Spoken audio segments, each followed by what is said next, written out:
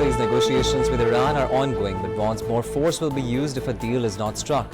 Trump claims U.S. military foiled Iranian attacks on naval vessels and states the ceasefire is still in effect. We're negotiating with the Iranians. We have, you probably heard, we took our 3 destroyers and we rammed them through some pretty big stuff today, and we knocked the hell out of them. The destroyers weren't hurt in any way. The people weren't hurt, but they were firing at us, and we were firing back at them. U.S. President Donald Trump credits Pakistan for back-channel diplomacy that led to a pause in Operation Freedom in the Strait of Hormuz. Trump praises Pakistan's growing influence, calling Pakistan and Field Marshal Asim Munir fantastic for helping de-escalate tensions. U.S. Central Command confirms intercepting Iranian missile and drone attacks in the Strait of Hormuz. No U.S. ships were hit. CENTCOM responded with strikes on Iranian military sites, emphasizing it acted in self-defense and seeks no escalation.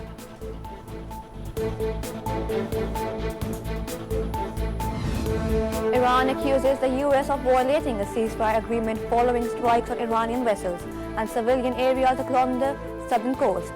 Iran retaliates with attacks on U.S. military vessels, claiming significant damage.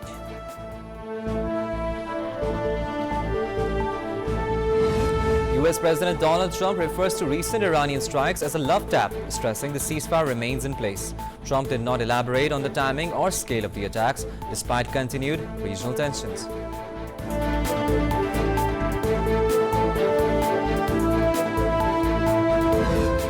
Pakistan Armed Forces defeated a 5 times larger enemy in Markai Haq, says DG ISPR Lieutenant General Ahmed Sharif Chaudhry. A grand military parade on August 14th will highlight air, land, sea and cyber dominance. DG ISPR warns India is using Fitna al-Hindustan and Fitna al-Khwarish to attack Pakistan from Afghan soil. While the military responded forcefully, DG ISPR demands that Afghanistan prevented its soil from being used against Pakistan.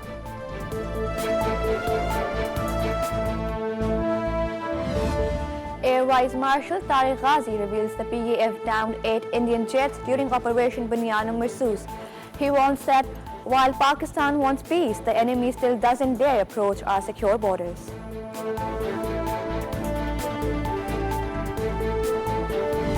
Prime Minister Shehbaz Sharif credits Pakistan's diplomacy for helping secure U.S.-Iran ceasefire, saying political and military leadership remains in constant contact to prevent wider regional conflict.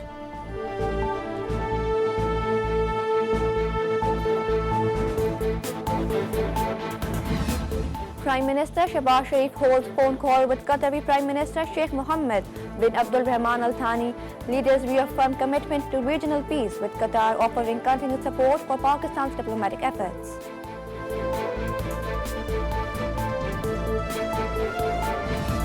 Deputy Prime Minister Ishaq Dar briefs Iran's Foreign Minister Abbas Araghchi on latest regional developments in a telephone call. Both stressed the need to continue pursuing dialogue to boost cooperation and stability in the region.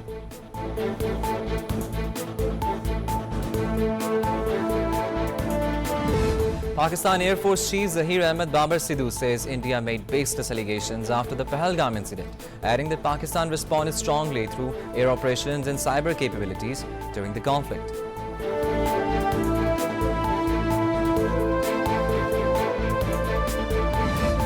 Deputy Prime Minister Ishaq Dar says lasting peace in South Asia is impossible without resolving the Kashmir dispute under UN resolutions, as he marks the anniversary of Markai Haq by praising Pakistan's armed forces, national unity and commitment to diplomacy.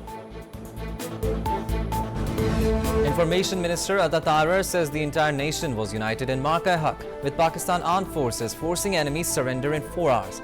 He emphasized not only did India's Rafale jets fall, but their pride was also crushed.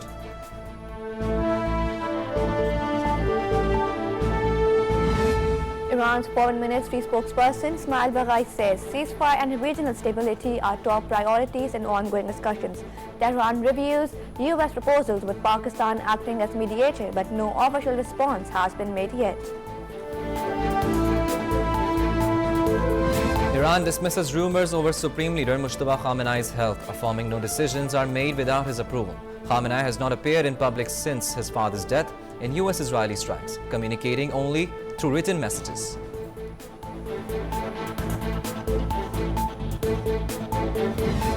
Leaked CIA intelligence reveals Iran has preserved much of its missile and drone arsenal, with 75% of mobile launches and 70% of missiles still operational.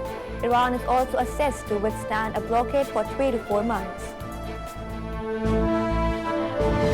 IMF is expected to approve a $200 million package for Pakistan under its Resilience and Sustainability Facility.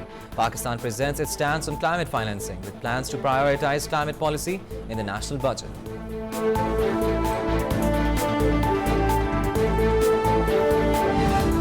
Iran calls on the US to issue World Cup visas without political influence, with Foreign Ministry spokesperson Baghai emphasizing the country's participation is for sport.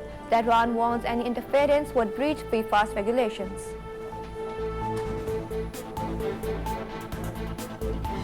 The US imposes new sanctions on Iranian-linked militias and Iraqi oil officials over oil smuggling and terror financing. Measures target Iraqi Oil Minister Ali Marij al-Bahadli and senior figures from Iran-backed groups.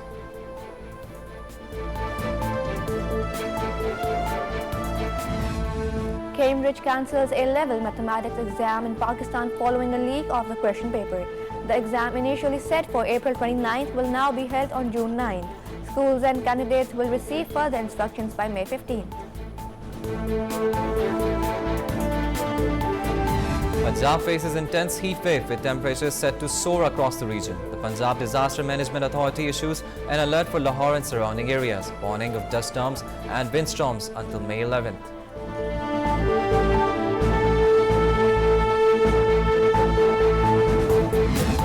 And Pakistan wins the toss and elects to field first against Bangladesh national cricket team, as Asian Cricket Council President Mohsin Naqvi arrives in Dhaka to attend the test match and hold discussions on cricket cooperation.